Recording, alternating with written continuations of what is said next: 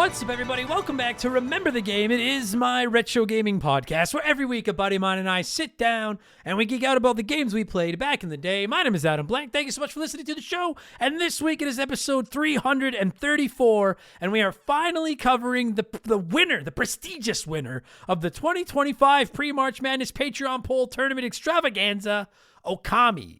If you don't know, we launched the tournament last February. We do it every February now. 64 games that we haven't covered on the podcast. Our Patreons vote on matchups every day while we whittle it down to the finals and a champion. Beautiful Joe won the inaugural tournament last year. We covered that on the show last year, and as you may have deduced, Okami took Max Payne down in the finals this year to win the 2025 title, and so it gets an episode. And I really wanted to cover this game earlier, but it's pretty long. This is not one of those 3 hours I can beat it in an afternoon games. And I'm going to be honest, I started and stopped it 2 or 3 times before it finally kind of clicked with me. After a few attempts to play it on my Steam Deck, and it just not hitting the right notes at all, I decided to pick it up on my PS5 on the cheap and see if maybe it would hit better with a controller on a TV. And it did. I finally hit my stride over there. I ended up putting almost 30 hours into it. I'm going to be honest, I did not finish it. I got close. According to Bradley, who's my guest this week, I got pretty close to the end, but I kind of just tapped out. And I gotta say, I like what Okami tries to do. If you haven't played it, it's a Capcom game from the GameCube, PS2, Xbox era. You play as a wolf who's joined by this little bug-sized guy named Isun, I don't know how you pronounce it. And it's very, very Zelda-ish, a lot of Japanese lore.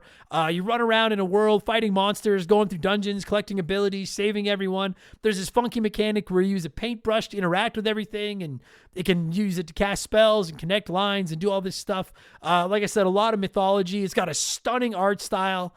My issue with Okami is that after a little over 27 hours or so, I just wasn't having fun. It's gorgeous to look at, but I found the combat very tedious. The story didn't do anything for me. I have no fucking idea what was going on, to be honest. I hope this makes sense. I loved everything about Okami except playing it, which I'm going to explain on this week's episode. My guest this week is the Ami to Maya's son, my friend Bradley McCue, who's a well-documented Zelda junkie. So I wanted to see how he would like this quite obvious Zelda clone featuring a wolf. And as you're going to hear on this episode, he liked it more than I did. Neither of us hate Okami. It definitely clicked more with the intelligent Bradley than it did with the dumbass me, as you're going to hear me drone on about in a few minutes. And we'll get there in just a second, because speaking of listening to me drone on, it's time for another edition of the Remember the Game infamous intro. Dun, dun, dun, dun, dun, dun, dun. And if you're new to the podcast, welcome aboard and consider this your warning. Listen, our intros are kind of long. They're not that long. They're a little long, but they're fun. We talk video games and stuff, and they are much, much easier to get through than some of the dialogue in fucking Okami. Oh my God. It's less horny than Okami as well. So if you do want to skip the intro, go to about the 30-minute mark. You should be into Okami chat. Or if you're a Patreon, you can listen to this show ad-free like you do all of our shows over there. And there's timestamps and everything, and you can skip around. $3 a month. Best deal in the history of the universe. Help me, let me get my bills or my plugs out of the way. It's how we keep the bills on around here, and then we'll get rolling with the podcast. We have a lot of merch. You can find it all at rememberthegamepodcast.com. Shout out to my man Joe from 4545 for designing it. And as I just mentioned, our Patreon is really the lifeblood of the show. We're not one of those patrons where give us some money and every once in a while we'll give you something. We publish up to 4 additional ad-free podcasts every week. Every second week, you get a Friday show, and then every week you get a Monday, a Tuesday, and a Thursday show over there. Plus, you get Remember the Game ad-free over there with timestamps. Subscription start at $3 a month. Not only do you get all those shows, but you can write into the podcast. You get to vote on the games we cover. You can join our 1,000-plus member Discord. You get discounts on merchandise, instant access to the entire podcast archives, and most importantly, you get a shout-out and get to hear me mispronounce your name. I don't think I'm going to do to any of these. I think I'm going to nail all 4 of these. A huge thank you to our newest Patreons. I Was Inverted, Aaron, the okayest of muffins. I like that because I love a good subpar pastry. And Oscar Peltier. Thank you all so much for the support, and welcome to Remember the Game Industries, patreon.com/rememberthegame. Again, $3 a month. There's some free episodes over there for you to check out. We donate 5% of that income to charity, and we offer annual subs that'll get you your 12th month for free. That's enough blowing myself. Let's blow some of you by blowing in some cartridges. It is our open segment here on the show. I read a few comments and questions from our patrons, usually gaming related, but not always. And we call this segment Blowing in the Cartridge. He blows all right. He blows big time. That's it, honey. Get into the spirit. Let's blow. Our first blower this week is Jean-Francois Misson, who said, "Hi, Adam. As a French Canadian, something you say often confuses me." Just one thing? Wow. When you quote someone, you finish your sentences with end quote. Is it end as in that's the end, or as you added the last quote? Be a teacher for me, I really need it. Yeah, like when someone said, like if I was, so for example, if I was to say like, Jean-Francois Misson wrote into the show, it said, quote, "Hi, Adam. As a French Canadian, something you say often confuses me," end quote. When I say end quote, that means I'm not quoting the person any further. So everything I quoted was between when I said quote and when I said end quote. So yeah, it's piece of cake. I'm not sure how you would say it in le français, but maybe I'll try to learn. I have tried to learn French so many fucking times. That is such a fucking hard language to learn, especially when you're dumb. And that is a spoon I sharpen. Daniel Cook said, "Good day, Adam. Hypothetical. You're parachuting from a plane crash, and I'm about to go on a fucking like 12-hour flight. I don't like that at all. You're parachuting from a plane crash, and you can only land on Island A or B. Island A has your 3 favorite games of all time. Island B has 20 of the games you hate the most. Disregarding power and system specifics, which island will you land on?"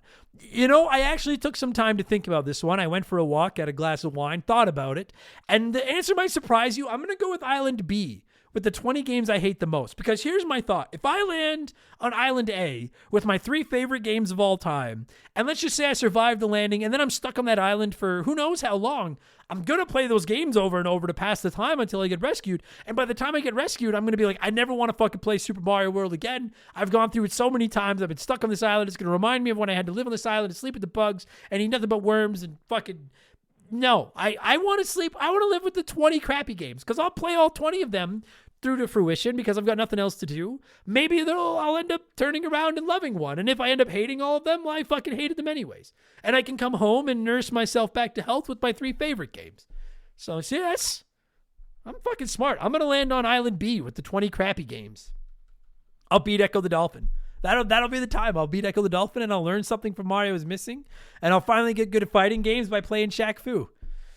And Virtual Bart will be there as well. MBT sounds like hell. Fuck me. MBT Live 1979 said, "Hi, Adam. I'm at the stage of my life where no matter what the big 3 console manufacturers release, I'm buying. Would you say you're in the same boat? Please continue the good work. You are great at what you do, except the podcast bit. Ha ha ha. Just kidding, my friend. I see what you did there.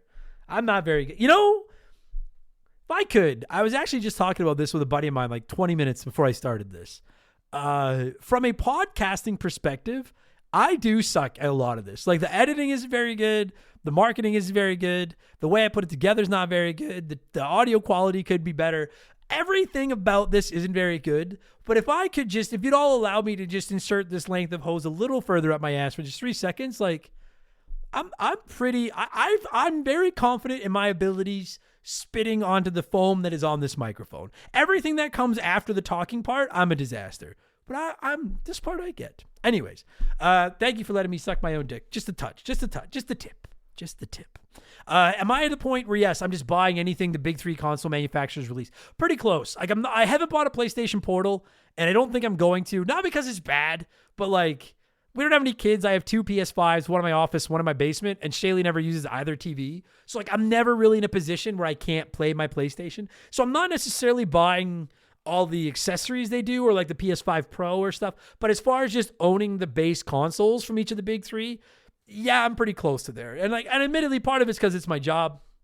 And one of the perks of this job is their write-offs. But also just, I don't know, I like video games. And I've really gotten back into them over the last, I got back into them a long time ago, but I've really gotten into them the last 5 or 6 years. Because of this podcast. So, yeah, like if tomorrow Sony was like, hey, here's the PlayStation 6, I'd probably buy one. I've already got a Switch 2 pre-ordered. If Xbox follows through on their plan to drop a new console next year, I'm probably buying it. Some of the more spin-off consoles, I'm a little bit more leery of, but to have something to be able to play all their big exclusives, yeah. I consider myself very fortunate to be in a position where I can afford to buy them all, because I know there are people out there that would love to and can't. I have been there. I get it. But yeah, I'm going to take advantage of my lucky lot, and I'm going to keep buying systems, 100%. And if Sega decided they wanted to drop a new system tomorrow, which would be fucking sick, I would buy that as well. Chris Pinchin wrote in and said, "Are there any quotes from video games that you love? For me, some great ones are 'The cake is a lie,' And, oh, wait, sorry. Our quote, the cake is a lie, end quote. And, quote, you have no chance to survive, make your time, end quote. Those are, see, so I ended the quotes there. The two that jumped off the page to me as quotes I really like, and I'm probably going to butcher one, if not both of them. In Halo 2, right near the beginning, when Master Chief, is like, they're like, where are you going? And he's like, to give the Covenant their bomb back, or whatever it is he says. I think that's a fucking badass quote, and I love it. So that's one that I really like. And, it's not spoken, it's just to be read. In Final Fantasy Tactics, I mislike this. I use that in day-to-day life now. I mislike this is fucking mwah. That's a good quote. I think it's it might have been dislike. No, it's mislike, because dislike isn't as funny. Mislike is what it is. That's a good fucking quote. Good quote, right?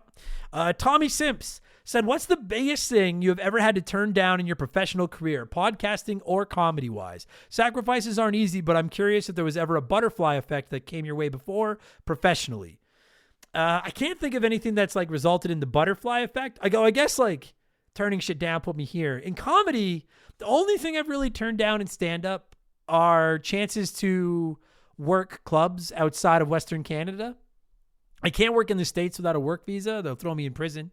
But I have been offered a chance to work some of the clubs in Eastern Canada. And in my baby comedy days, I would take them because I was so hurting for money. I would take anything I could get my hands on. But now that I'm not doing much stand-up, when a club in fucking, I don't know, Toronto is like, hey, do you want to come out and host our club? They won't even headline. There's no headlining me. But they're like, do you want to come out and host our club for the weekend for $100? And there's 6 shows, so we'll pay you $600. But you got to pay for your own flight and food. And so I'm like, oh, so it'll cost me $600 to come out there and do it? No. So I've turned that stuff down. And then I have turned down a couple of showcases for Just for Laughs, which is about the biggest festival there is.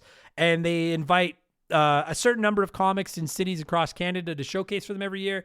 And I've turned showcases down because I just really am not that interested in trying to get the festival. I don't think I'm what they're looking for. And they've seen all my best jokes and they're not interested in crowd work. So I've turned those down. As far as podcasting, I think the only thing I've really turned down is I get pretty regular offers to join networks. People, and what I mean by that is and I don't even know if they work. Maybe they do work. I don't know. But so to get my ads on the show, I'm signed on with a company called True Native Media out of Florida. And so they go out and find sponsors for me, and then they offer them to me, and then they take a percentage of the rate that sponsor pays to be on the show, and then I get the rest. So they do the legwork, they find them, I read them and air them on my podcast. And to be clear, those are only the ads that I read myself. When you guys hear an automated ad, that's Spotify. I have no say in what's on there. I don't endorse what's on there because some people are like, I can't believe you endorse fucking blah, blah, blah. If I don't read it, I have nothing to do with it. If I read it, I don't know if I'd say I endorse it, but I'm like, you know what? I'll work with you. That's fine. But the ones that aren't read, I have no control over. But anyway, point being, you have to have a certain number of downloads to be able to work with a company like them. And I won't get into what the numbers are. You can go into their website and find out and stuff if you want to. But one thing a lot of people do is if they have smaller podcasts that can't hit the number necessary, some people try to form networks where they'll group up 4, 5, 6, 7 podcasts that all have smaller numbers of downloads, put them all together, and then take them to advertisers and be like, you can buy advertising on these 7 shows.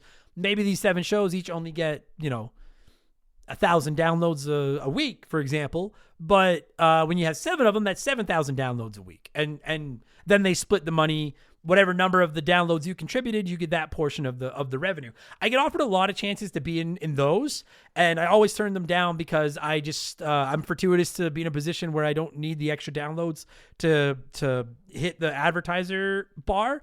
And I don't want to have to answer to anyone. That's my number one favorite thing about this is that I don't answer to anybody.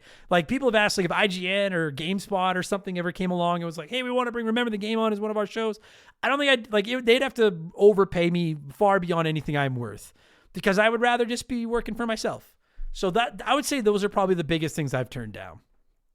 Count Chonkula said, hey, Brochkowski. Brochowski. Just wondering, have you ever done any episodes on demo discs or content? I remember playing the hell out of one in particular on PS1 that had the first playable area for Tomba and a few other games. Hope all is well with you. I've never done one. It's something that's been asked a few times, and I wouldn't mind doing an episode on like jam pack discs, those ones for the PS1 that used to come in magazines. But I had one. It was when I first bought my PS1. That was the first system I bought with my own money. I didn't have any money left for a game or a memory card. So I bought the console, and then I bought a magazine with a jam pack disc. And it had a level from Tony Hawk Pro Skater 2, I think. It had a level from Medieval, I think. I can't remember what else was on it. But I remember playing that Tony Hawk Pro Skater demo. Like, I played for 2 weeks until I got paid again and I could afford a game. That was all I played. I wouldn't mind reviewing them, but that's really all I remember. So I don't think I have enough. There's not enough meat on the bone to make a full episode there. I'd have to actually get my hands on like 5 or 6 demo discs and play through them. Then maybe. But even then, a lot of those, like, it's the nostalgia, and I only ever had that one. So I haven't done one. I wouldn't be opposed to it if the right situation fell into my lap, but I think that'd be... The show sucks enough. Like, I don't want to like half-ass a show any more than I'm using my whole ass. I don't want to half-ass them even more just to get one out. But I don't hate the idea, though. Not at all. And finally, before we move on, it's letter time. I just want to say, yeah, I get a lot of suggestions from people that I think make good episodes, like an episode that I would listen to that somebody else would do, but it's not one that I'm knowledgeable enough to host myself, if that makes sense. And that's, I think, what that is. Then moving on to our letter time letter, Siba wrote in and said, it has been discussed many times on the show about how the NES, well, a great console, has a library burdened by a large pile of absolute garbage. It's true. This made me wonder, which console library has the lowest ratio of bad games? Or to put it a different way, if you had to buy a game blindly without knowing anything about it, which console would you buy it for? That's a great fucking question, Siba. Which console has the least ratio of crap to good games? Because you're right, I adore the NES, but of the like 800 or whatever it is games that are on the NES, I feel like there's like 100 that are, or there's like, let's just call it 100 that are like very good to like all time. Then there's say another 100 that are like, they're passable, they're okay. There's a lot of crap. Super Nintendo is the same thing. Hot take, I don't think the Nintendo 64 had that many good games to begin with. PS1 had a lot of crap. Genesis, I don't know the Genesis library that well. And then once you get into like the PS2 and further, my God, there's a lot of shit. Because then they realize how big gaming is, and like modern consoles, fucking forget about it. That's a really... So when I first read your question, my thought was the PSP. But I don't know the PS... I've never played a PSP. It's one of the only... I've never played one. So I don't know if there's a lot of good on there. I'm like, part of me thinks there's not because it didn't... But that... Because like everyone bought a PSP to hack it. But like... I don't remember people bitching about all the shovelware crap on the PSP either. So part of me wants to go PSP or maybe the Vita. And just assume that, like, because not a ton of games were made, the ones that were made were at least decent. Like, the reason, like, the Wii might have the worst library of all time. Because there are some good Wii games, like Mario Galaxy, Galaxy 2, etc. Like, we all know the good ones. But the Wii sold so many copies that everybody had one, that every developer in the history of the Sun was like, hey, we could make fucking The Adventures of Fork and put it on the Wii, where you play as a fork, and your objective is to cut up a fucking... omelet or some shit, and then people will buy it because the system's out there. NES was kind of like that too. When the gaming got so big, they were like, let's just make as many games as we fucking can and throw them on the NES. The Nintendo 64, well, I don't think it's got a ton of great games, and I know that's a hot take. I had a Nintendo 64. It's got some games I love, and I have started to warm up to it, but there is a lot of there's a lot of mediocre good games on the 64. I remember there being a ton of crap. That is a really good... Okay, here's my answer. And despite the fact that we just agreed that there's a ton of shit on the NES, I'm going to go with the NES because even if I get something that's really, really shitty, I just have such an admiration for the NES that even if it's like a garbage game, I could get a weekend out of playing something. Just with my controller, blowing in the cartridge, all that good stuff. If you're asking me what I think the lowest ratio of bad games are, Is it, maybe, like, I feel like I'm kind of speaking out of the side of my mouth because I don't know the libraries that well. PSP, maybe. The Genesis? I know there's a lot of crap, but Genesis has got a lot of bangers on it. Maybe I'm just not as familiar with the crap. Maybe that's what it is. The Super Nintendo, I'm very familiar with all the shit that's on it because I played the shit out of my Super Nintendo. I barely played the Genesis, so when I do play Genesis, I play something good. So that seems like a crazy pick. So I'm curious. Yeah, I'm going to go with the PSP. I'm not really sure, though. That's a really good fucking question. Really good fucking question. Somebody more knowledgeable than me could give you a better answer. Okay, we got to keep the ball rolling. We got to move on here. We're running behind. So thank you so much for all the submissions, everybody, as always. Very grateful. Appreciate all of you. Let's switch things up and get to our Smash Hit segment, the official game show of Remember the Game Industries. Play one, remake one, erase one. Yeah.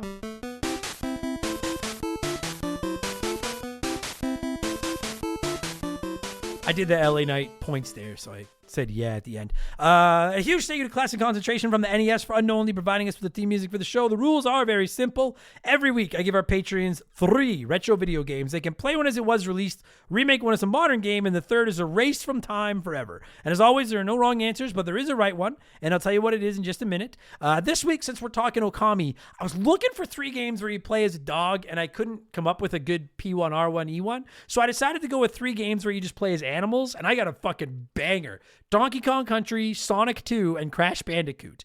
Every option of there's 6 possible combinations. All 6 combos had over 10% of the vote, and the winner had 25, which is the lowest I've seen a winner get in forever. So it was a really hard one. 25% of you said play Donkey Kong Country, remake Sonic 2, and erase Crash Bandicoot. So let's see what a few of you had to say here, then I'll tell you what the right answer was. This segment usually gets like 25, 30 comments. We had over 60 this time. So I nailed this one. Mr. Hooley said, okay, this is a pretty damn good one. Well done. Play Crash Bandicoot because it was my first experience on a PS1 and it holds special memories for me in its original form. Remake Donkey Kong Country. I love this game. I've played it so many times and an updated version would make me smile. And then erase Sonic 2. No offense, Sonic, but you drew the short straw this week. Womp womp. I'm going to be honest, like I'm not even going to criticize any of your picks this week because any of the combinations I can live with. Any of them. I like all 3 of these games quite a bit. So there genuinely is no wrong answer this week. I know I say that a lot, but I'm going to let you guys in on a secret now that we've done like 150 or something of these play one, remake one, erase ones. I'm joking. When I say there is no wrong answers, I'm joking. There's a lot of you get these wrong. But this time, there really is no wrong answers. So Dylan Ware said, play Sonic 2, top 5 game of all time for me, and I'd hate to see them remake it and get rid of those beautiful pixel graphics. It is beautiful. Remake Donkey Kong Country because they tried to make that one look 3D with pre-rendered graphics, so just go the whole way at this point. And then erase Crash. It's such a hard decision. I just like the other 2 more. That is fair. Making Donkey Kong Country in 3D upsets me a little bit, but that's just because I'm an old fuddy-dud who likes 2D games. Mikey Haig said, play Donkey Kong Country. Me and my brother-in-law just recently sat down and banged this game out in about 3 hours, and it's a great play even today. Remake Crash Bandicoot. I remember playing this at a buddy's house because I didn't have a PlayStation and loving all the zany mannerisms and bright and colorful levels Crash had to offer. So to recharge it with some modern graphics, I will say that does exist because I know if I don't say it, people will write it and be like, did you know that the Crash Bandicoot games have been remade? I do, and they're pretty solid. And then erase Sonic 2. For my money, it's the only 2 in Sonic that matters is Sonic Adventure 2. Double secret probation, Mikey. Grow up. Sonic Adventure 2 is an abomination. Creature Basier, France said, play Sonic 2, remake Donkey Kong Country because I'd like to see the graphics upscaled like the way they treated Super Mario RPG's remake. And despite the fact that we love it, we have to put Crash in the trash. Poor Crash. Oh, man. Lee Carvalho's putting challenge. Easy for me to say. Said, hardest poll ever, I dare say. Right? It's a good one. Play Donkey Kong Country. It's Super Mario level great. Can play it forever. Remake Crash because they've shown they can remake him successfully. Erase Sonic because ironically it moves too slow if you don't want to die immediately. Thank you. If you go too fast, you die. I agree. Damn it. I agree with you. Ray George said, I'd play Crash because I wasn't a PlayStation kid, so I'm not familiar with it, but I enjoyed his games. Remake Sonic 2 with updated graphics. Delete Donkey Kong Country because I never liked that giant ape. It does smell. I can get on board with that. Isaias said tough choices, but I would remake Donkey Kong Country because I'd love to see what it would look like with modern tech, and who wants to see it up, and who would want to see an updated King K. Rool. I would play Sonic 2 because it's great as it is, and that would leave Crash to be erased. I'm sorry, but one has to go. At least we won't have to deal with those bridge levels anymore. The bridge levels are tough. You know what though? I find the Crash levels where you're running at the camera harder than the bridge, personally. And Weaver T said, I don't feel like any of these would benefit from a remake as they're all part of such consistent trilogies on their own original consoles that erasing one has minimal impact. I'll erase Sonic 2 because I don't like Sonic. Then I guess I'll remake Crash just to add a box counter because that's my only nitpick, and play Donkey Kong Country because it's perfect already. Dude, a box counter is actually a great call. Well done, Weaver. That's a great fucking call. I'm going with 13% of you. 13% answered my way, as did K-Atch, who said, this is easy. Play Crash Bandicoot. The levels are great. The music for the levels is amazing, and the hidden gems and secrets are still well done compared to modern games. Give me my rose-colored nostalgia goggles and let me relive my childhood. Remake Donkey Kong Country. It could use a remake and a new coat of paint for an underrated game, and that means erase Sonic 2. I've never played it. I guess I never will in this scenario. Sucks to suck, little blue dude. Same order, completely different reasoning for me. I'm going to play Crash Bandicoot because it's the one I've played the least. I've played through Sonic 2 and Donkey Kong Country 100 times. I've only ever played through Crash Bandicoot once. So I'm playing it because it's going to feel new to me. Then I was torn, but I'm going to remake Donkey Kong Country, and I'm not going 3D. I'm going to make it look like Donkey Kong Country Returns or Tropical Freeze. It's just going to be Donkey Kong Country HD. And then I'm going to erase Sonic 2 because we have Sonic Mania, and Sonic Mania is just a better game.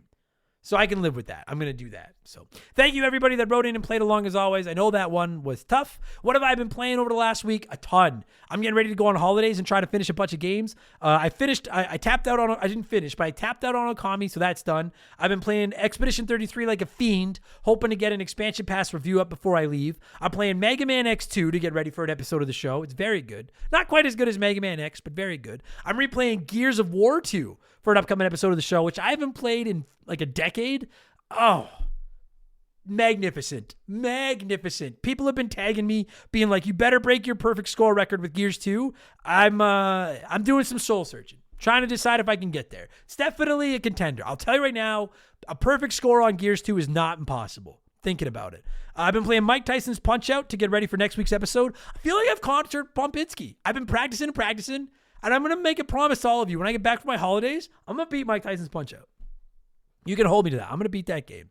And then I'm playing a little bit of Hollow Knight, but I'm going to play it more when I'm away on my holidays. So there you go. That's it. We're going to take a break here. Let a sponsor in to do their thing. And when we get back, it's all about Okami. Okay, we'll be right back after this.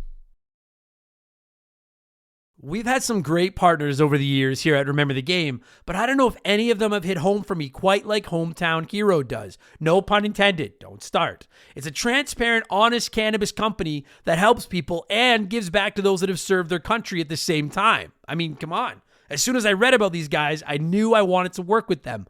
Hometown Hero is a cannabis company out of Austin, Texas, and they were founded back in 2015 by a U.S. veteran. They have two goals: create premium hemp products that can help everyone, and to support veterans by donating a portion of those profits to organizations set up to take care of those who have served. Hometown Hero products are of the highest quality, and everything they offer is made right there in the U.S. of A. Gummies, caramels, chocolates, drink mix. There's something for everyone. And what's more, their hemp is grown locally in Texas, which is something they should and do take a lot of pride in.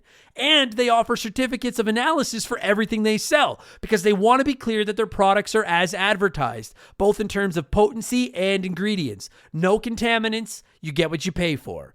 Just how they conduct business is enough to get my good eyes' attention. But when you circle back to the fact that the company was founded by a veteran and they put such heavy emphasis on supporting veterans, this isn't just lip service. I'm not reading a script I was given here. I'm proud to have Hometown Hero associated with Remember the Game. Reclaim your evening. Visit hometownhero.com and use code RTG to take 20% off your first purchase. That's hometownhero.com, code RTG for 20% off your first purchase. This is an ad by BetterHelp. A band once said, "Work sucks, I know." And I think most people agree with them. Workplace stress is now one of the top causes of declining mental health, with 61% of the global workforce experiencing higher than normal levels of stress from their jobs. And while walking away from your job might not be an option, taking a little time every day to focus on yourself and your mental health can make a huge difference. I know in the summer I try to get outside every day, get a little bit of sun, and just enjoy the outdoors. It really helps. at least until my allergies attack, and then it's ugly. It's important to take steps to combat work stress, and therapy can be a huge one. It's not just for overcoming trauma. Therapy can help you define work goals, set some work boundaries, develop coping skills. It's like a cheat code for life. And if you're thinking, man, I'm too busy for therapy, well, look into BetterHelp. They make therapy as convenient as possible. You can meet with one of their over 30,000 therapists online and on your schedule, just like over 5 million people around the world already have done. As the largest online therapy provider in the world, BetterHelp can provide access to mental health professionals with a diverse variety of expertise. Unwind from work with BetterHelp. Our listeners get 10% off their first month at betterhelp.com/rememberthegame. That's BetterHelp, HELP.com/rememberthegame. All right, let's get into Okami. As always, I like to let you nerds sound off about the game we're covering before my guest and I hog the microphone, and we had no shortage of guests or of comments this week, so let's rip through a few of them here. Darby Dog said, I really love Okami, but I always refer to it as the game that never ends. I imagine Angry Adam will have something to say about that and its long intro. You know, I will say, I don't even think I mentioned the intro. The intro was long, but the intro wasn't what got me. It was the slow pace after. The intro is long. I don't think I get angry on this one. I don't think I do. Maybe I do, but I don't think so. Eric McLennan said Okami is a very beautiful and fun Zelda clone. It is beautiful. It is a Zelda clone. I don't know if I can get on board with the fun, as you're going to hear, but it is a gorgeous Zelda clone. I agree with that. Tantrum said, I just started the game. I'm only an hour into it. The controls are a bit wonky, but I'm sure I'll settle into them. I just hope the storyline picks up. It's kind of boring so far. It has not grabbed me like I hoped. I thought the story was pretty good for the first half, and then it fell off. That was my opinion. It is too long-winded, though. It talks too much. As far as the controls, I'm not going to say this for everybody, but on the HD version, at least, you can pause it and go in and uninvert or invert whatever you want, and that helped me when I was playing it. Matteo said, I recently picked up the HD edition on Switch, but I've only played about 30 minutes. I was keen to give it a proper crack, but your previews on there being some frustrating parts combined with the length have given me second thoughts. I think it's one that everybody should try. Bradley loved it. I didn't. I don't think it's for everyone, but if you've got a hold of it, I do think there's a competent enough game in here to recommend trying it and deciding for yourself. Legendberry said, I think it's really cool that this was supposedly developed alongside Twilight Princess, and they shared each other's homework to copy off. Both Okami and Twilight Princess are amazing stories, but are super slow burns to start. Once the momentum finally starts rolling, it gets awesome, but my God, this game really makes you stop to smell the roses. And you know, that's funny because I never finished Twilight Princess either. I got it for my Wii when I got my Wii, and I played like 10 or 15 hours and never went back. So maybe I'm the problem. Am I so out of touch?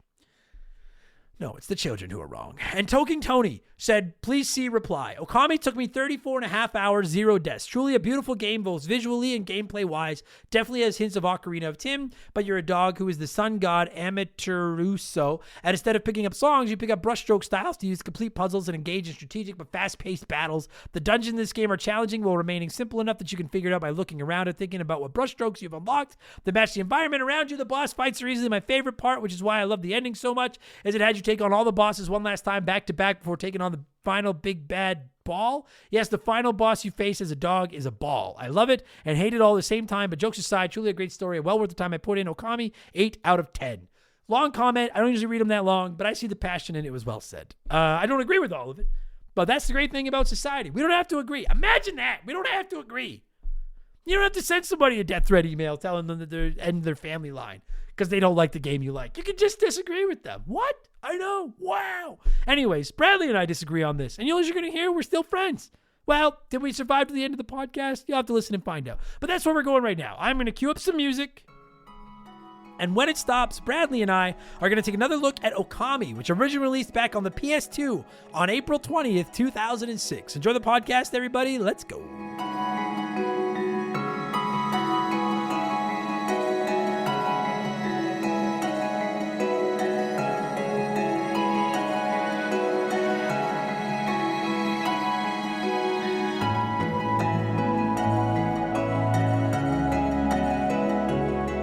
All right, joining me via the blank phone on this Friday. It is the Friday of right before a long weekend. Is there a better? It's Bradley McCue, the Ami to Maya Soon. I don't know if I'm saying those names right, but I feel like that plays. I think a lot of this episode is us gonna be like, I'm not sure if that's the right pronunciation. Oh, buddy, this game has some fucking names, and there's not a lot of voice acting other than Okami. So we're in a lot of trouble here. We're talking Okami on the Friday before a long weekend. Life doesn't get any better than the Friday before a 3-day weekend. Like, Hell yeah, agreed. it's just the best. How you been, buddy? I haven't talked to you in a little while. How's life? I've been doing good. I recently graduated university, and now I'm just sitting around waiting to get a job. Beautiful. But I've never been to post-secondary school, but my understanding is that's how it works, is you graduate and then you try to find a job. Exactly. So you're poor killing for a little while after, but Ah. it eventually evens out. If it makes you feel better, I didn't go to school and I'm poor. So at least you have a fucking piece of paper to hang on the wall showing people you're smart and poor. Yes, it's a very expensive piece of paper, but I like it a lot. Good for you, buddy. Congratulations. Thanks, And we'll dude. sell it. And you celebrated by playing Okami for like 30 some hours. That is exactly how I celebrated. Yeah. Now, I think I clocked in at 40 hours on this one. Jesus. Now, okay, so here Bradley and I have been texting about this game while we've been playing it. I put 27 hours in. I'm like 26 hours and like 40 some minutes. As I mentioned in the infamous intro, we're spoiling. So if you haven't played it yet, sorry, we're spoiling. I'm in the tree. I believe so. Like I'm through the winter area, shrunk down. I'm in the tree in the woods. I looked up a walkthrough. Like I am getting close, right? Like it looks like I'm getting close. Yeah, the tree area is fairly close. Like you don't that area that you're in, like the over, how there's like a water area that's got like the town and like the sunken ship, and then there's that winter area which is kind of where you are now. Mm-hmm. That's the last area in the game. The game ends there. Yeah, it looked like I thought I would, buddy. This game faked me out twice, where I was like done, and then it was like, oh, you're not done, and then it was like done, and it was like, no, you're not done. And so I finally looked it up and saw that there was still 3 more chapters in the walkthrough I had looked up, and I was like, I'm sorry, the clock's against me here. I'm leaving for holidays. I'm trying to get a ton of games done. And I'm going to be honest with all of you. I may have mentioned this during the intro. I don't hate this game, but I don't really like it. I have no fucking idea what's going on in the story. I'm sick of the gameplay. I'm sick of the combat. And I was like, I know enough of this to review it. I don't know how it ends. I'm going to go as far as I looked up the Wikipedia summary of the plot, and I still don't entirely understand what happened at the end. So I think it's just because you're smarter than me. I'll tell you, it's really it's not that incredibly complicated, or at least the vital information is not that incredibly complicated. Essentially, like Orochi is like now. Hold up, before I say this is my understanding. Yes, that's always a disclaimer you want to put out on the internet. Yes, I don't want to get ripped apart where someone's like, "Idiot didn't even play the game," but essentially what happens is that after you beat Orochi halfway through the game, which does certainly feel like the end of the game, he shoots out all these spirits that you then have to go and fight, and they're all pieces of Yami, the Dark Lord, who then you eventually fight at the end of the game after you refight Orochi, because there's like that dope sequence where you go back in time, which we'll get more into. But essentially, all you really got to know is that evil is vanquished. That's really the vital information. Right. And see, and here's my, like, I want to tiptoe around criticizing this game because I want to make this abundantly clear. Like last week I reviewed World Series of Poker, and that is just straight up a shit game that I think developers made in 3 days. Doesn't look good, doesn't play good. It's a guilty pleasure, but it's not a good game. I put a lot of time into Okami, and I see there's like, this is art. Like there is art here. There's clearly, they had a vision. They reached for that vision. They put a lot of work into this. I respect what they tried to do with this game. But here's what it boils down to for me with this game. Put the story aside, because I didn't find the story. I found the story interesting from the beginning of the game up to when you first kill that 8-headed dragon. Because that's what I thought the game was going to be. Was it going to be the wolf is back, and then it's the ancestor of the sword guy, and we're going to get the 8-headed dragon drunk and kill it again. And I was like, all right, we got a mission. I'm fucking dialed in. Let's kill this fucking dragon. I didn't find the gameplay up to that fight with the dragon particularly fun. But then after you kill that dragon, then I start going to more of these like more temples, like the one where you need to, I can't remember if it was before or after I kill the dragon, but the one where you need to get all the parts of the soup to make the soup. The Oh, electric yeah, yeah, temple. yeah. The one where you need to like work with the electric power and stuff in it. I fucking loved the gameplay in those temples. But then I was agree.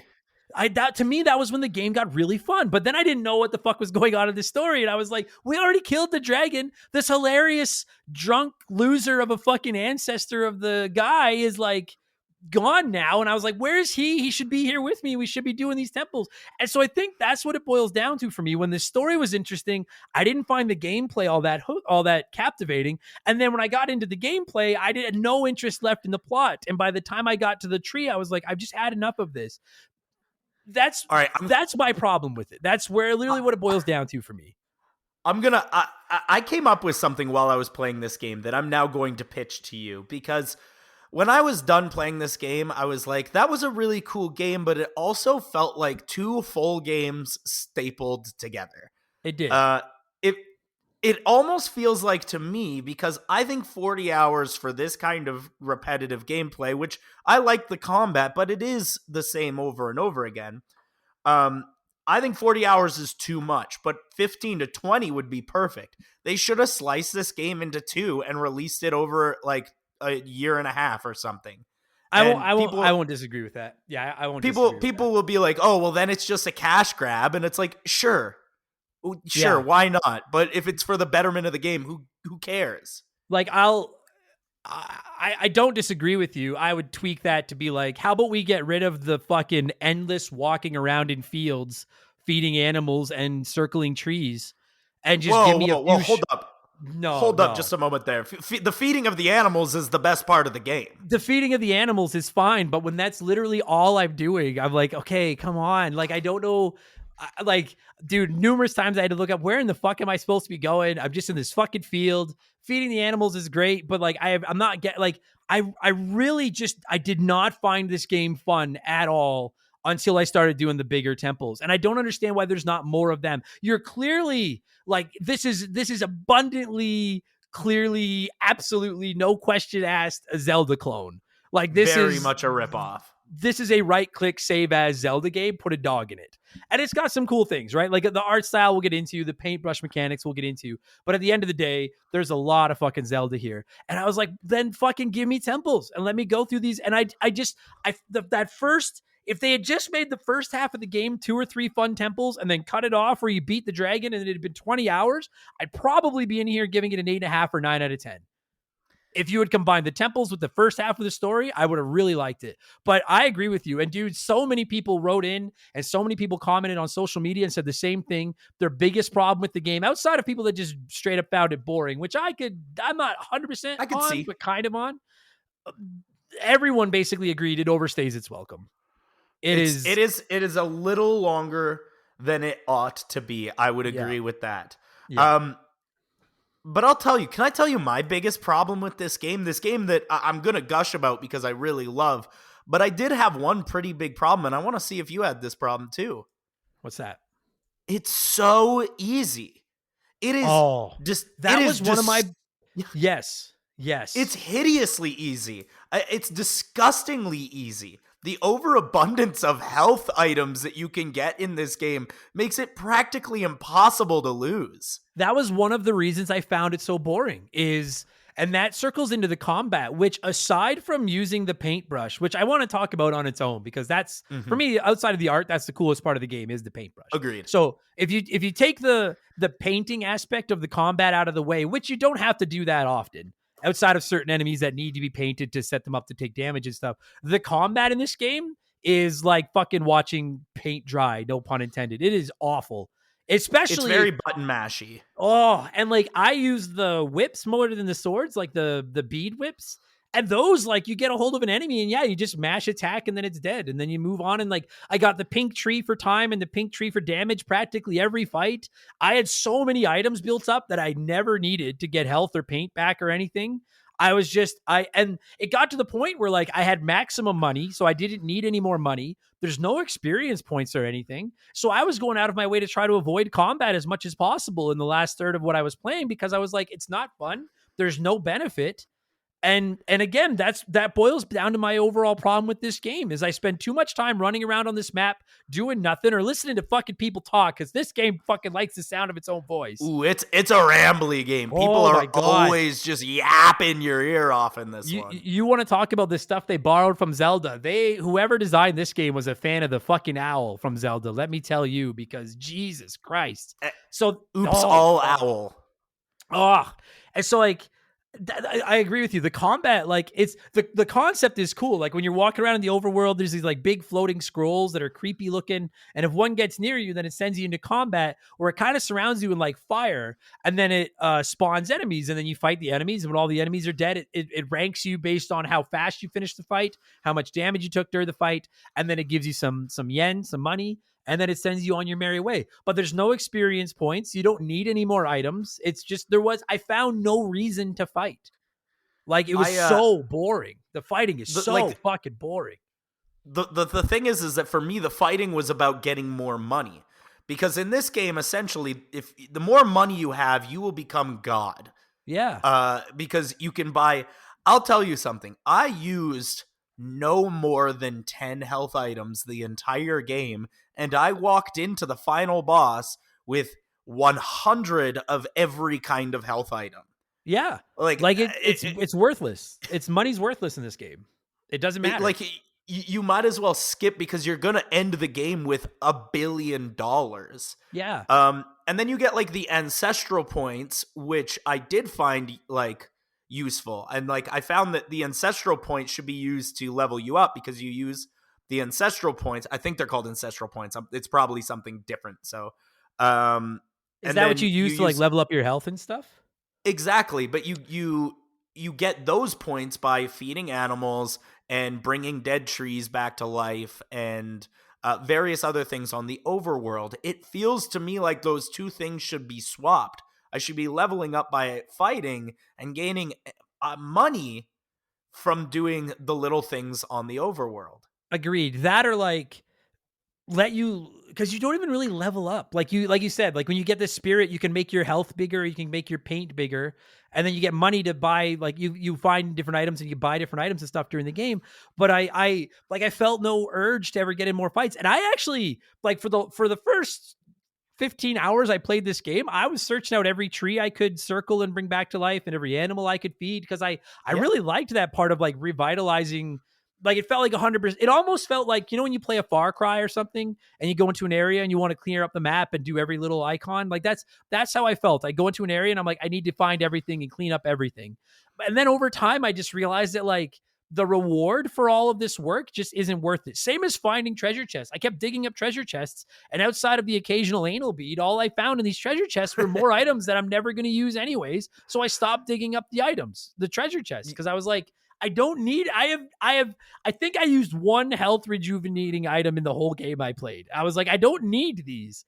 Like it felt very, for lack of a better word, it felt unbalanced. Like it felt like the difficulty should have been more, or the items should have been more valuable, or the combat should have been deeper or something like it. I kept going to settings because I thought maybe I had like messed up the difficulty or something. Yeah. But no, there isn't a difficulty setting. It's just the easiest game. At the end, so you didn't get to the end of the game, but at the end of the game, they give you a stats rundown, and they tell you how many people you killed and how many times you die, and mine was 0 deaths, but like 700 enemies killed. Yeah, I couldn't pick the game over screen out of a fucking police lineup from this game, because I never died once. Like, it just... Yeah, I couldn't picture it in my head. Don't know what it looks like. And sitting here talking about it, like I think what it comes down to for me with Okami is like, there's a really cool idea for a game here. I just, in my opinion, it felt like they didn't, I don't know how game development goes, but like, it didn't feel like it was like, I don't know how else to say it. It doesn't feel like it was tested for fun. It was like, we've got a combat system. We have a story. We have paint. It looks nice. All this stuff is done. What's the gameplay loop like? And that was where it lost me, was just, I either need a fun gameplay loop or I need a story that hooks me. And it didn't have either. Like for me, neither one hooked me. And it really frustrates me because again, those temples, I don't know why there's not more of them. Those temples, especially the electric temple where you're like racing that scroll around and shit like that. I was having the time of my life in that shrine. If the whole game had been that, I would have absolutely adored it. I But really there liked, wasn't yeah, much like of it. anytime you go into like a big temple and it did have like this Zelda-like functionality where you're looking for keys. And Mhm. I loved the satisfaction of all of the locks have giant eyeballs on them and you shove the key through the eyeball. Yeah, I I like that too. love the satisfaction of that. Yeah, me too. So that's what it comes down to for me. As far as the story goes, it does like so I'm not wrong. Like it does fucking talk a lot. It It talks a sure lot. does, yeah. And It's buddy, it's speaky. is it not? Why is it that in about 3/4 of the game, I can hit circle and have the whole text message just pop up because I can read faster than it prints? But then for 25% of the game, despite the fact that the text is being printed on still screens, I can't speed the text up. And I have to sit there and watch it just slowly fucking roll out. Yeah, it's like the difference between like dialogue and a cutscene where they're like they don't want you to skip it, but you want you to skip it. Yes, and I was like, I'm looking at it because it prints so slow. And then when it's done printing, you still have to hit the button to keep it moving. And it's not like there's a cutscene in the back where the text needs to line up with their mouths or anything. Like they're just standing there. The fox, like the wolf is just fucking panting. And I'm like, then let's come on, let's go. Oh my God. And then just fucking drove me fucking crazy. Can anyone out there explain to me why you can't skip like a third of the text in this game? It's like it's just fucking with you. One thing I did like a lot about this game is that while it's talky, it also has like the Banjo-Kazooie style voice acting where all the characters are like Agreed. Yeah, Agreed. Maybe more like Animal Crossing actually. I love games that do that. I do too. And I will say that like for all the fucking nonstop jibba jabba, especially the slow motion jibba jabba, Izun is fucking hilarious. And like the game, I love it Izun. did make me laugh. Yeah, it did. It genuinely did entertain me at times. He was funny, and the fucking lazy drunk ancestor of the hero, I can't remember his name now. Oh, Susano. Yeah, I thought he was funny best too. character. Susano's best. I love Susano. So I like Isun too. I like Isun too, but there is that one moment where you have to be like, Isun, you're gonna have to chill out, dog. And it's when he's getting all freaked out by the woman with the big breasts.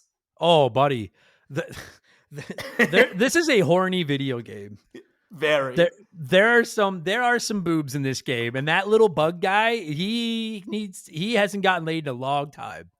If you're looking for jiggle physics, I got great news for you. It was I have to say, pretty remarkable. Like the game looks great. Nothing looks all that realistic because it's got that unique art style to it. The amount of time they spent on boobs and rear ends, and they made sure that every animal had a butthole, animated butthole, and they did good. I was quite shocked. Like I would like to know whose job it was to animate the boob jiggling because they did very good. There's a lot of boob in this game. And I agree that there was a couple of points where I was just like, Jesus Christ, Izun, like, go rub one out, calm down. He brings it up all the time. He won't stop bringing it up. Like, chill out, bro. He's got some quagmire to him. Yeah, relax. Yeah, like it was just like it was funny, but it did get to points where I was just like, holy fuck, buddy. All right, like that's I get it. Yes, I want to touch on something that you said a couple of minutes ago, where we were talking about the combat, and you said that you typically use the beads. Yeah. So, like, probably like, you know, like that that village that you eventually go to, and there's the princess there, and you have to find the dogs for her. Yeah, yeah. In that village, I bought a shield in the shop, and it was 10 times stronger than every other weapon I had. So I used that for the entire game. I had a couple of I never used swords. I got a sword or two, but I never really used them. I did like the shields, but eventually I got to the point where I liked that my beads, I just found that I was killing enemies faster with them, and then I liked that I equipped one as a secondary weapon, and then I could shoot as well. But some of the shields were pretty good. I don't know why the swords were the most useless. So like a necklace and a sewer cover are beast mode, but these actual swords are kind of shitty. Like there's probably, and I know someone's gonna write in and be like, "Oh well, the best sword in the game is what you get if you dig under the boat in the fucking ice world after you." And you got to get this spell that enhances the sword. I was I don't care, man. I'm done. I'm done. You don't need it. You know, I feel like you could have just like you can, fuck. I don't. Why is it so easy? Like I was really, I felt the same way. I was like, am I just like a prodigy at Okami? I was wondering if I was cracked, and I was like, no, there's no way. Yeah, I was like, I suck at every game. There's no way. I'm not good at any video games. Yeah. No, it was ridiculously easy. Minus the one thing I did like about the combat, you know what? Here, how about this? Because I don't know how long this is going to go. So how about let's just let a sponsor in here now. That way I can keep my bills on. And then when we get back, we'll talk about the graphics. We'll talk about the paint and I don't know, whatever else there is to talk about. So the soundtrack, baby. Oh yeah, the soundtrack. Yeah. So I don't know. If you're a patron, we'll be back in 3 seconds. If you're on the free feed, I don't know. However long this ad is, we'll be right back. Okay, I want to talk about this paint mechanic because I genuinely think that outside of the graphics, I think that is the coolest. I feel it's a little underutilized, quite frankly, but I do think it's the coolest part of the game. You think the celestial brush is underutilized? I do, because I think you spend 3/4 of the game just doing the same 3 things with it, just connecting yourself to bushes or whatever, or circling trees or drawing lily pads. Like I would have liked it if you could like. Boy, we're gonna disagree here. Yeah, Ooh. I think it would have been cooler if you could like do more with it. Like it's such a great system, and it felt like it was very like to me. One of the coolest things about it is how you can paint the bomb, and like you paint the circle with the little wire, and then if you paint a bigger circle, you get a bigger bomb. And I was like, so the game clearly has. I'm not saying that this game could like you could do anything you want, but it's clearly got some flexibility in what you could do with this paintbrush. And I just would have liked to have seen that used more. Like at the very beginning, when you get the ability to paint the bridge, which is the water that you swim across, I don't feel like there were enough puzzles that revolved around that. It was mostly just. I will say, I actually did note that. I've written this down that you use that one maybe 6 times in the whole game. Yeah, and that's like one of the first abilities you get. And so that was what hooked me when I got that, because I was like, holy fuck, because he's talking about how I get 13 different abilities with this paintbrush. And I was like, dude, like, what if I get the ability to like paint doors in walls and then I can go through walls? And what if I get the ability to like paint holes in the ground and I can go on it? Like, and then it just kind of, after that, it was mostly just combat things or circling trees. I really like the freedom of it, and I like using it in combat, but I thought they could have done a lot more with it. Man, I'll tell you, I in my opinion, I'm gonna have the exact opposite opinion. I love the celestial brush because you keep getting the brush strokes, and here's why I think it is so genius. Because the brush strokes are like, if we're doing the direct comparison to Zelda, they're the equivalent of finding an item in a temple, right? Agreed. Yeah. Every time you get a new ability with your brush, it's like a new item. Yeah. But in Zelda, you have to constantly pause and go to the inventory screen and swap out your items. In Okami, every item you get is equipped at all times. I agree. Like, I love the print. I agree with you. It's so sick that at any time you just hit genius. I don't remember what button it is, like R2 or whatever the fuck, and then you just use square and you can paint whatever the fuck you want. I just was like, I think my problem with it is that it came out of the gate with like, oh man, paint this amazing water bridge and swim across to this thing. And I was like, oh shit. And then it was like, also you can use it to circle trees and cut rocks. And I was like, okay, so go circle trees and cut rocks. And I was like, oh, okay. Like, and I don't know. It felt like they could have done a lot more. Like, I thought it would have been cool if you could like, instead of being able to just connect water and connect electricity and connect fire and connect to plants, let me paint a plant and then make it into a plant. Let me paint a fire, or I don't know.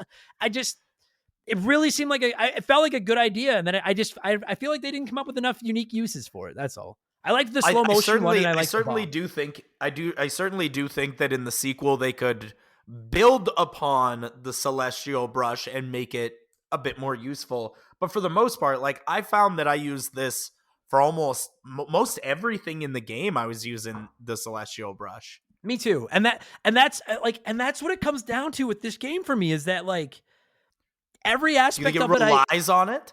no, every aspect of it I liked, just turned out kind of boring. I thought the paintbrush was like the coolest fucking thing, and then it just felt like they didn't do enough with it. And like, and listen, I will admit this is a GameCube era game, so I know the tech wasn't what it like. I can't even imagine what they could do now, but like, and I get that, but it just, I don't know. It felt like you got 13 abilities and you only needed like 5.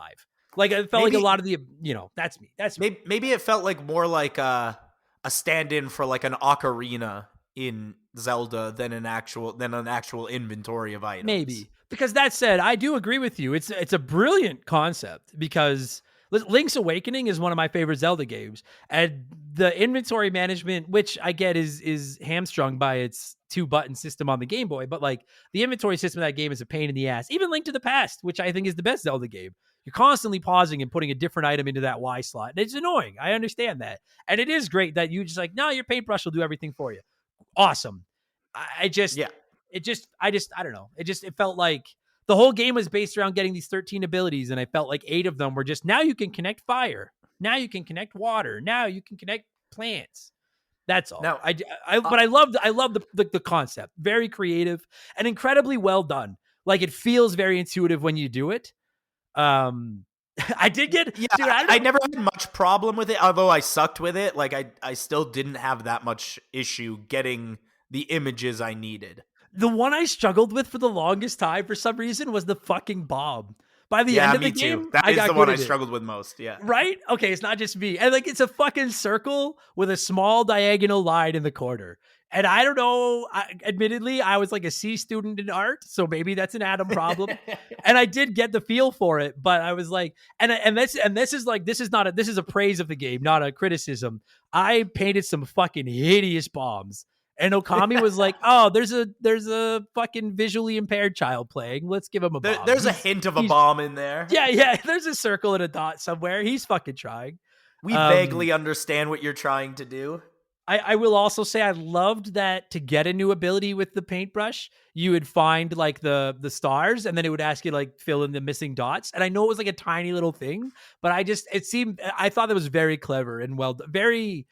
I don't know. I thought it was very well done. Very cool. I like that a lot. As opposed to just, again, not to criticize Zelda, but it's like, hey, go find the big key. Now go find the big chest. And this one was like, connect the dots in the sky, and then we'll give you a new ability. And every single one you got said the same thing to you. Oh, Amaterasu, the mother of us all, or whatever the fuck. Like they all said the same mother thing. To us all. Yeah. They all said the exact same thing. And then they give you a new ability. Also, sorry, to go back to the dialogue for one more second.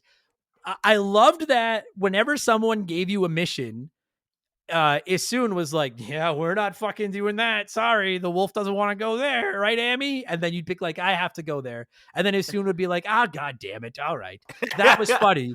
I liked that. But dude, did you ever like the number of times in this game that a character needed to use like 30 text balloons to tell you everything, and he would do it 10 at a time, then end the conversation, but still have the green arrow above their head. So you're like, fuck, do they still have more to say? You have to talk to him again. Yeah. Why? The only reason I could think of for that was and I mean this without joke, the only reason I could think they would do that is they're like, you know what? Some of these dialogue sequences, pretty long-winded. Let's give the player a chance to go save and turn it off if they have to. Like, I can't think of why else you would interrupt. You split these dialogue segments into 3 chunks where I have to go back into the dialogue every time. There is like a few different times where you cannot progress the story until you talk to the same character 2 or 3 times back to back. Yeah, which is like, I get they indicated with the green arrow and that's all whatever, but I just like, why? Why not just tell me? Also, like, and this is not a criticism of Okami. This is just a video game thing. Personal preference. It's always irritated me when games are like, will you take on this mission? And it gives you the option to pick yes or no. And if you say no, they're like, all right, well then come back when you're ready to say yes. Yeah. Like, and it's just, why give me if you want to keep moving. Yeah. Like, and Okami is not the first game to do this at all, but like, do you know what I'm saying? Like so many games do that. And you're like, just fucking, it just feels, tell me I have to do it. Yeah, like not to like a lame comparison would be like Shaylee being like, hey, Adam, will you take the garbage out? Yes or no? And if I'm like, no, she's like, fuck off, take it. You know what I mean? It's like, just make me pick yes and fucking get on with my life. So, Or like that endless loop you can get in Ocarina of Time where Zelda asks you to help and you can say no, but it just then puts it into an endless loop until you say yes. Yeah, or the fucking owl. Did you need me to repeat that? And you fuck. Oh man, Ugh. I have personally kicked 3 owls to death in real life just because of that fucking game. I'm just kidding. I'm actually terrified, dude. We had a giant gray owl living right outside of our house all winter. He was fucking Hell yeah. terrifying. Thing was like, Dude, I would be so scared. Those things have talons, dude. oh, I know. And he would literally like sit on our back fence, and like Molly was gone at this point. And I said to Shaylee, I was like, man, if we still had Molly, like Molly'd be a fucking chicken wing for that thing. It was like twice Molly's size. I was worried he was going to pick me up. I was like, that's, I told Shaylee, that's why I've put on so much weight, because I don't want to get carried off by the owl. So I'm going to get fat. So we agree the combat is kind of tedious. The paintbrush is a cool concept. It really is. And you know, for the most part, I like the perpetuation of it. My only criticism was the bar was set so high with that first ability, and I just wanted a little bit more with it. But I love the idea of it.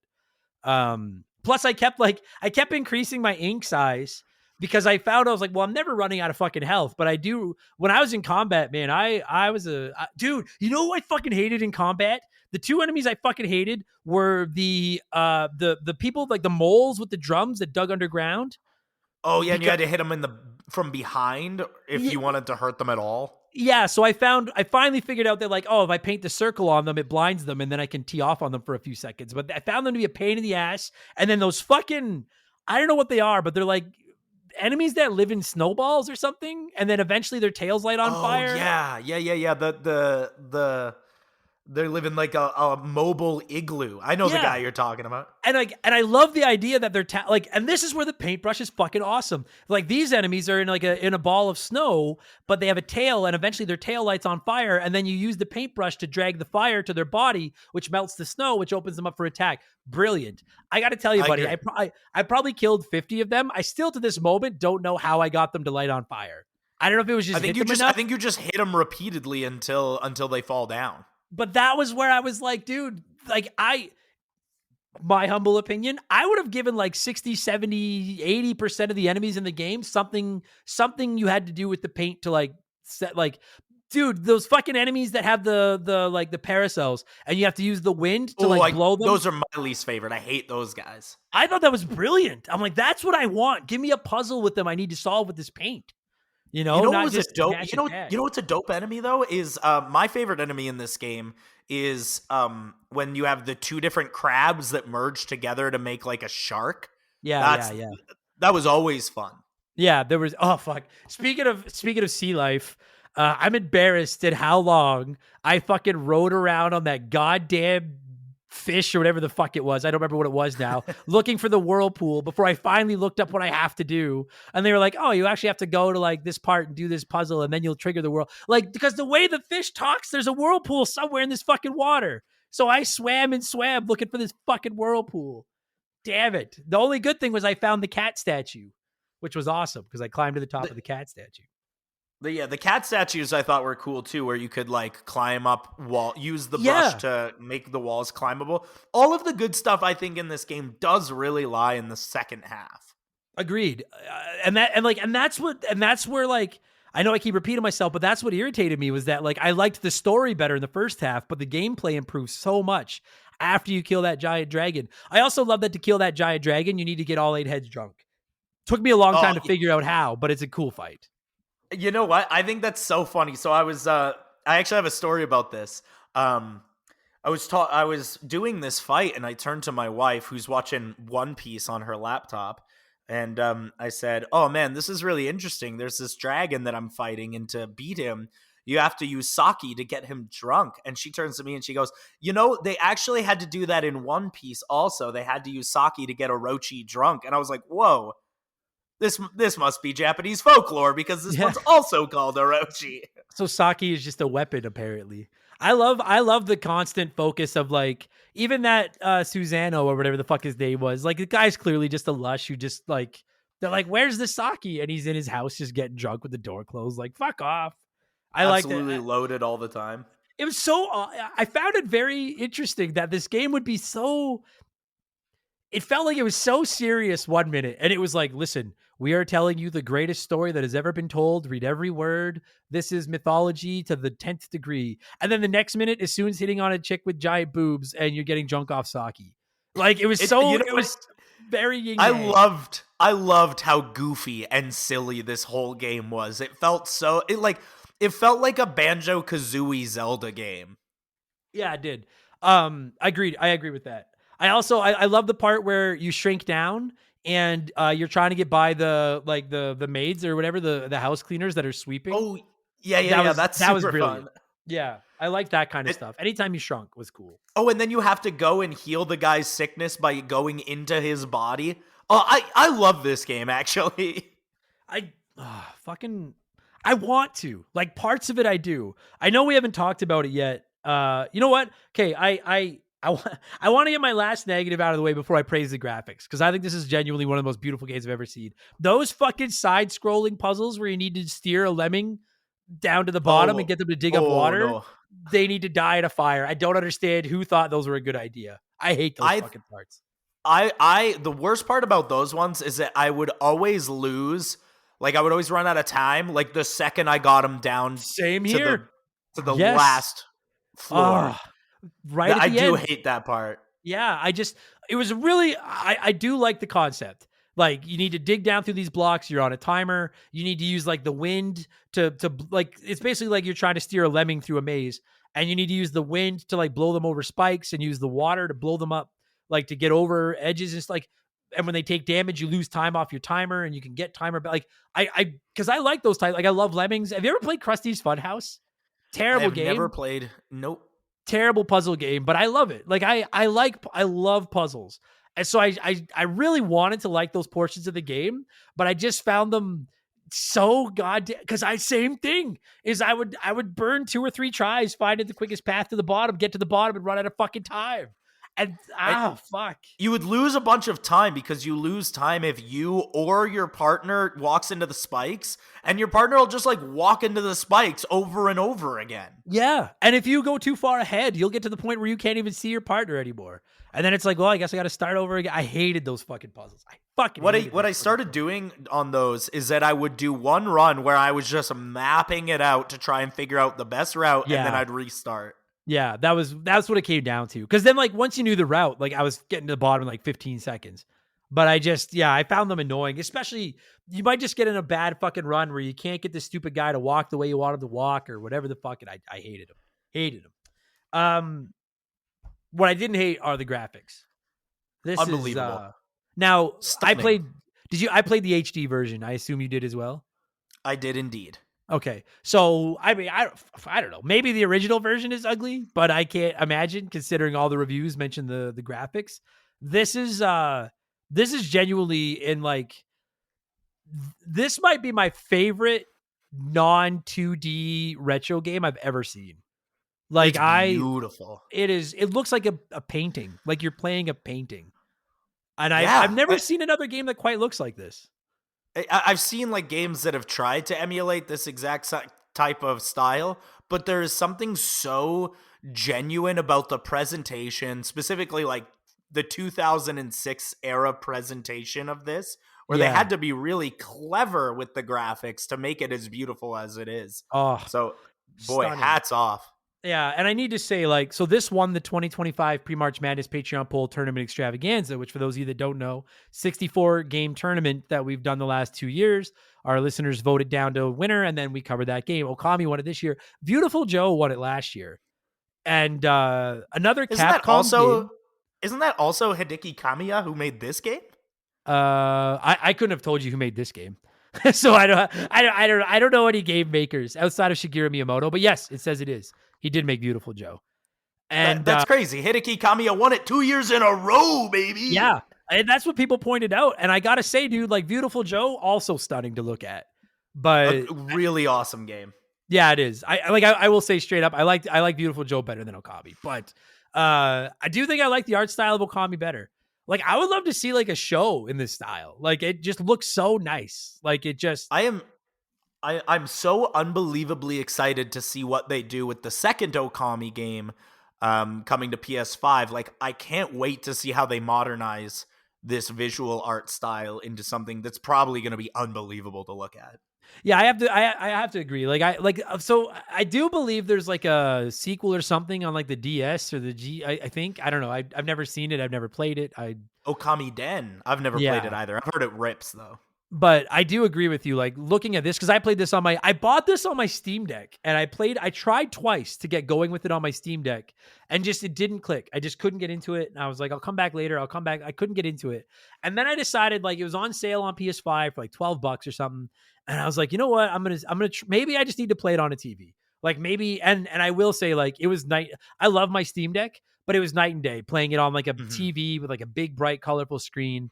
I do have criticisms of the gameplay and the story, as you've all heard, but I could just look at this game all day. Like, it was, and that was where I really was let down by the lack of stuff to do in the first half, because I loved running around. Like, it was so nice to just look at these big fields, and it looked so nice when you would find the big tree and circle it and make it sprout plants, and then everything would pretty up and it would turn into spring instantly. Yeah, it was like, I can't go outside and enjoy the spring because I'm allergic to fucking everything out there. And this felt like I could do it on this screen, and it was stunning.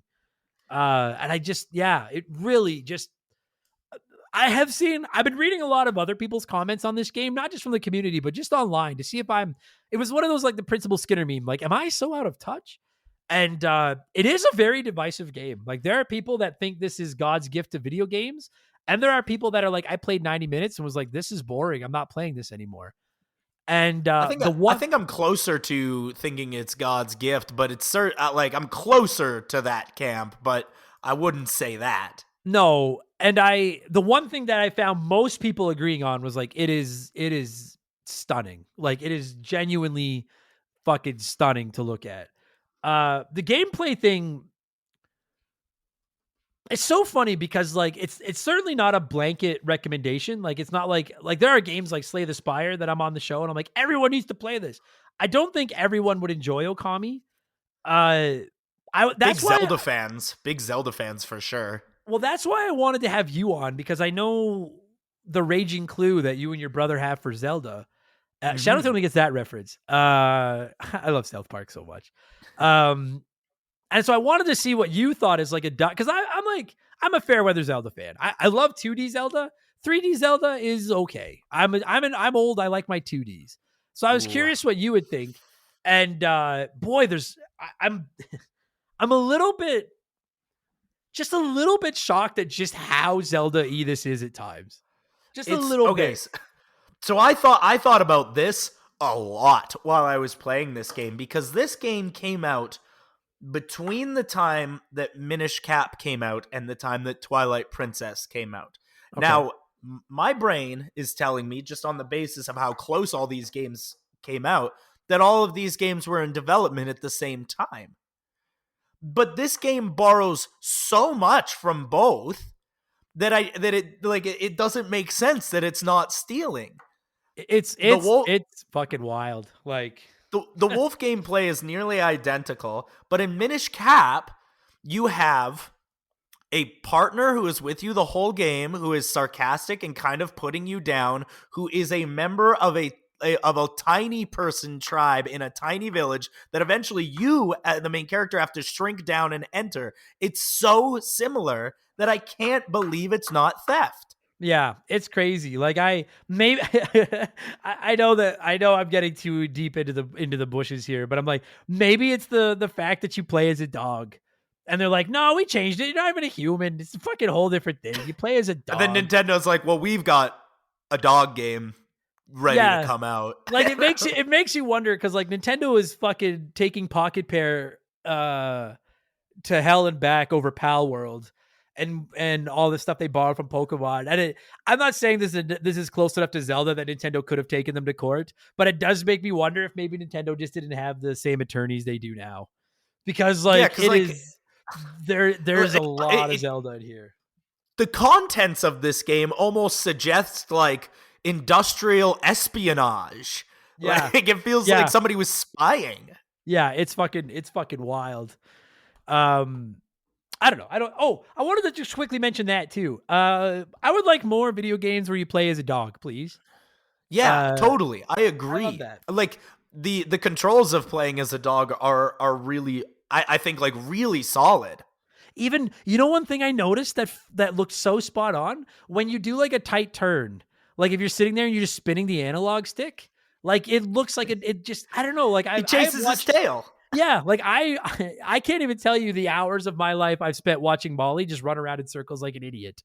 And I was like, this is spot on. Like it looks so good. And I like that if you don't move for a minute, then she lays down like she's sleeping like a dog. Like it very much the only one other minor criticism is why can't you swim longer? Like dogs can swim.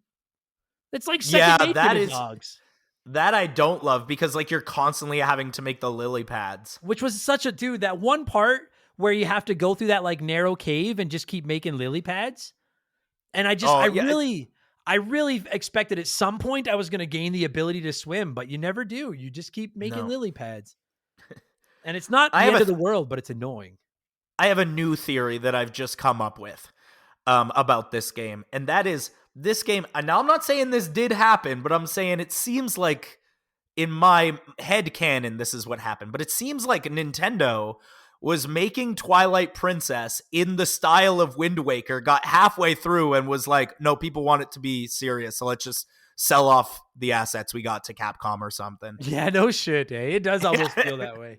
I will also say too, though, like my favorite 3D Zelda is Wind Waker. And Me so too. I I agree. think, I love that game. And so now, granted, I'll be honest, I have not played Wind Waker since the GameCube. Like I never played the HD version or anything. So I don't know. But I like to. It's one thing when you're like a little kid. Like when I was 5, I was playing Bart versus the Space Mutants, and I was like, I know this sucks, but I love Bart. I don't care. Wind Would Waker, it I played as. What's that? would it surprise you if I told you that one of the development teams called Hexadrive that worked on Okami HD immediately then worked on Wind Waker HD? No, but I'd believe that. And I It's think 100% true. and they have like not the exact same art styles. Like I do think Okami looks nicer than Wind Waker, but I think Wind Waker is Agreed. beautiful as well. There's something about Okami with that like I can't draw to fucking save my life, but like when an artist is like sketching something and they have like the really rough edges and outlines and then they kind of smooth them out as they go on in their drawing. And it's like Okami looks like they stopped at that like rough edges, and I just think it looks fucking awesome. And then the bright colors Yeah. and the black, yeah. The So traditional Japanese, like the traditional Japanese art style, like is just so spot on. Whereas Wind Waker, it feels like it's taking a bit more liberty on that art style. yeah, yeah, I agree with that. And man, like, like I know it is a Japanese game, but like, holy fuck, I think I'm turning Japanese. Like, this is a Japanese, like everything from like when you hit the pause menu, it's all scrolls and like the sake and like it's just even when you're painting and you see that like I don't know what it's called, but that like the dish with your ink in it in the corner and like Yeah. man, oh man, when you go into like an area and you need to go to that like haunted fucking Japanese house. I don't know what the fuck to call it to fight the enemies to make the place go back to normal. Like everything about it felt Japanese, and I love Japan. I love this game. I love parts of it. Like parts of it, it's so close, Bradley. It's just what it comes down to me is like I didn't find it that fun. Like I wanted to love it, And see, I was having times where I was sitting playing it like 9-10 hours at a time. I I was having I was just having a blast, man. I really did. Is it repetitive? Sure. Are there some nitpicks? Sure. But as a whole, I think this is a really, really solid game. It's definitely like I don't think it's a bad game. I mean, I know we're kind of circling back, but we're getting close to wrapping this up. It's like you said, dude. If it had been shorter, I think it would have been better. And I do think the second half of it is substantially more fun. Because it feels like two different games. Like the first half of the game, there's so much just running around and finding things. And then in the second half of the game, it felt so much more linear to me. I don't know. Maybe that's just me, or maybe not linear, but it felt like there was like go here, and then here's a temple or a shrine or a dungeon to go through. And it It didn't does feel feel like like you it had starts those in the pushing first you half. through. Yeah, and that was the part I enjoyed so much more. Because dude, the dungeons are really good. I love that electric dungeon. Like Yeah, I dude, had a it's really blast in that solid. fucking dungeon. I want more of that. So Can I tell you what I think the best part of this entire game is? yes. The bosses. I think the boss fights are so much fun. They're so good. They I'm not trying to poo-poo your yum because I agree. But I do wonder if it's like, well, because the rest of the combat is so fucking boring that the bar is low as shit for them to, because I agree. The bosses are awesome. Especially fighting that 8-headed dragon and getting it drunk. And each head is like its Super own fun. element instead. The only issue I had with that 8-headed dragon fight was like it took me a long time to figure out how to get it drunk. I knew what it wanted me to do. I just couldn't figure out how.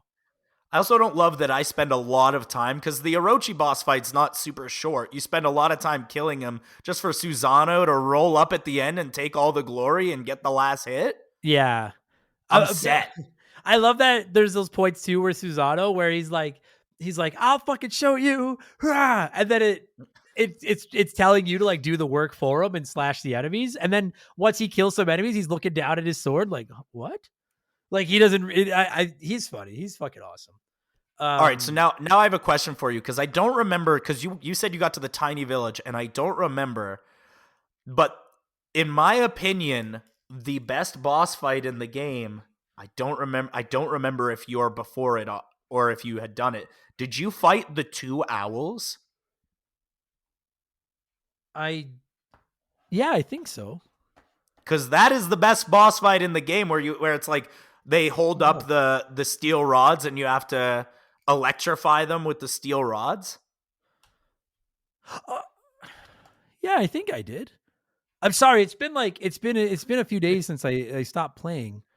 I think you'd remember if you had done it. I think you'd remember. It's such a dope boss fight. I feel like I did. Okami, the two demon owls. Fuck, I don't want to like. It looks like they're in the winter part. I think I fought them. That's my favorite boss fight. And Now actually, I don't the know. last. Yeah. Now we're unsure. I'm telling you, this is a really good boss fight. You would know. Then maybe I didn't. I'm going through a walkthrough right now to see. And you're like, it's vaguely familiar. They don't look familiar. I don't see. I don't mean to be a dick, but like that's the problem with this game was that I was so checked out. Like I just was like I'm not having fun with this anymore. No, I didn't fight these owls. I don't think so. It's such a banger boss fight. It's so much fun. The last boss fight is okay, in my opinion. Do you fight the dragon again? No, you have to. So essentially, when you go into the final temple, which is like that ship that's been abandoned in the ice there. Yeah, exactly. Yeah. The ship that's been abandoned in the ice. When you go into the final temple, the only thing you do in that is you fight all of the other 5 bosses again. So you do have to fight the dragon again. You have to fight the fox again. You have to fight the owls again, the pig guy, and the spider again.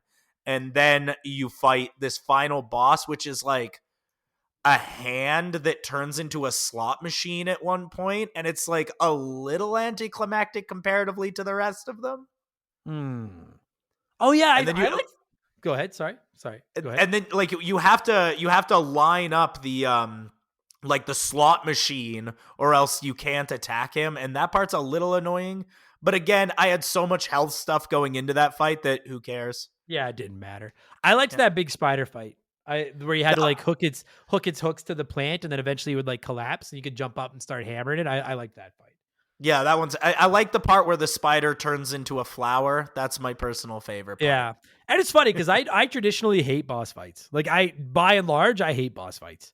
But yeah, they were solid in this game. I do wonder, if, like I said, it is because the regular combat fucking sucked. But I did like the boss fights. I don't know. Like I hope I didn't come across as like too like I don't think I did. Like it's I like the individual pieces of this game. It's the sum of all parts that just didn't quite click with me. I just wasn't enjoying.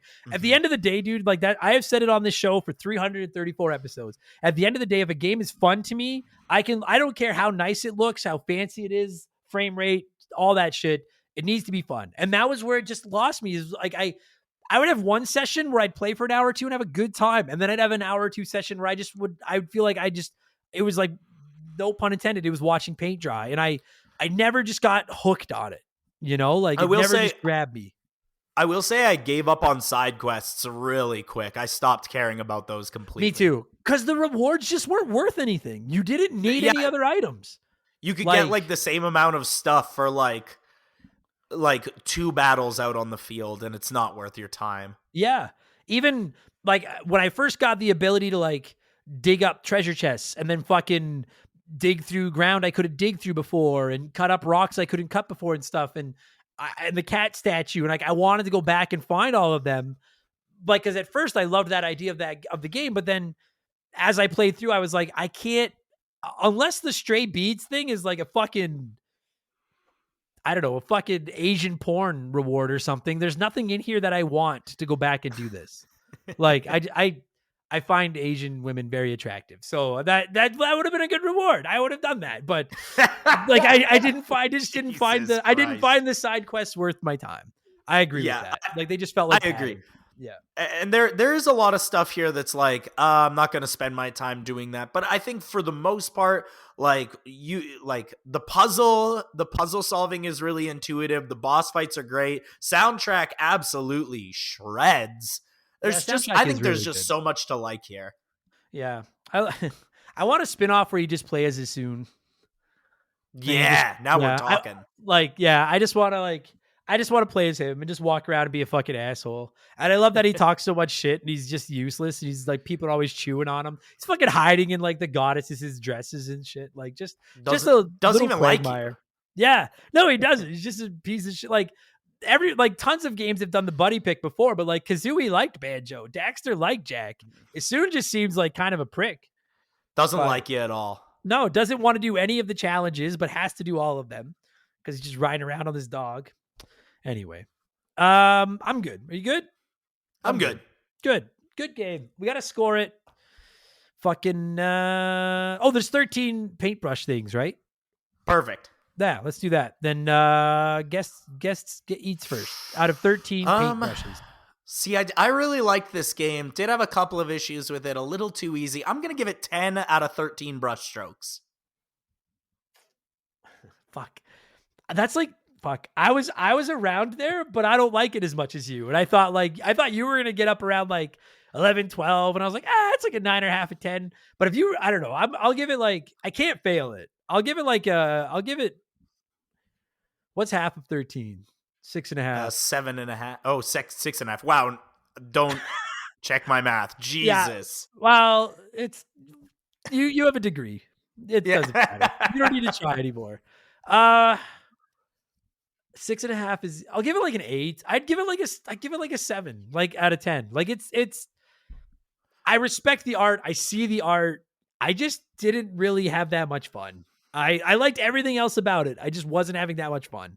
That's what it boiled down to. I could prance through those fields all day. Yeah. That said though, I'm not going to guarantee that I will play it, but when the sequel comes out, I will at least be looking at it. There's like, I'll at least consider it. Like I can't not, because I'm just so interested in, I don't think I've ever played a game just based on the graphics. This one might get me though.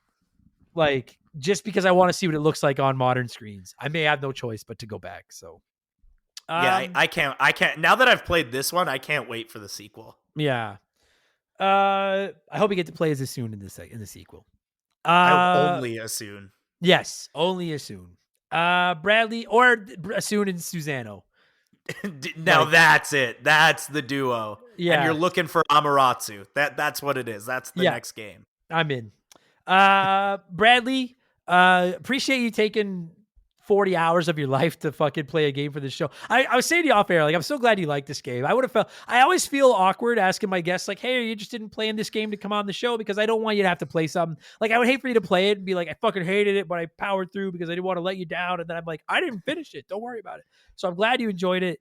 If people want to check out your happenings, where can those happen?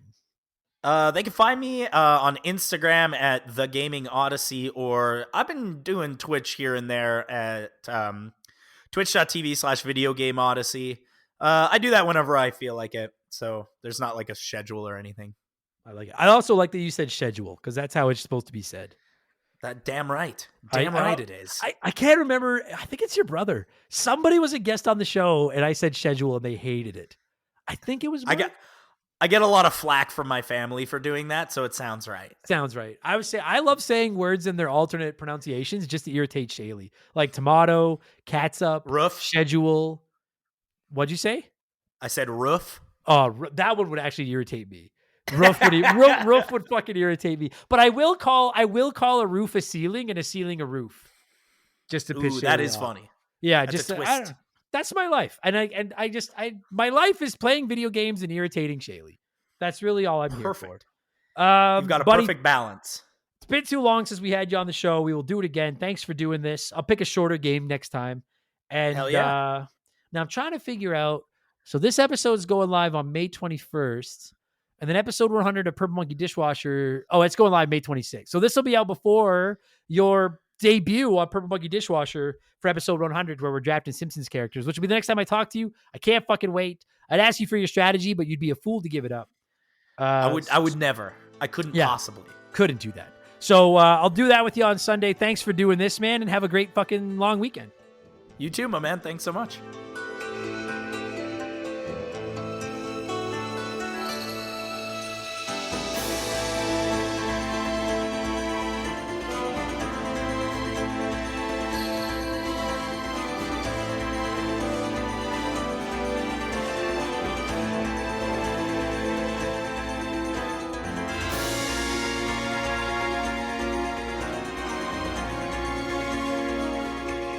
And that is going to do it for this week's episode. Bradley, thank you so much for not only for giving me a call and talking Okami, but for spending over 30 hours of your life playing Okami to prepare for this podcast. Your sacrifice will not go in vain, my friend. I appreciate you. Check out the description of this podcast. You can find Bradley's socials. Go and find him. Give him a follow. Tell him Remember the Game sent you. Won't win you anything, but it would make me feel good. Thank you, buddy. And of course, thank you to all of you for listening to this. I appreciate you so much. I know there's a lot of retro gaming shows out there. And then after 334 of these, people are still giving us the time of day. That warms my ice cold heart. I appreciate you so much. Thanks for listening. Check out our Patreon if you want a ton more. I'm only going to ask you for $3, and in exchange, I'm going to give you access to about 280 expansion passes, 230 game patches, and the entire 334 episode Remember the Game archive, all ad-free with timestamps.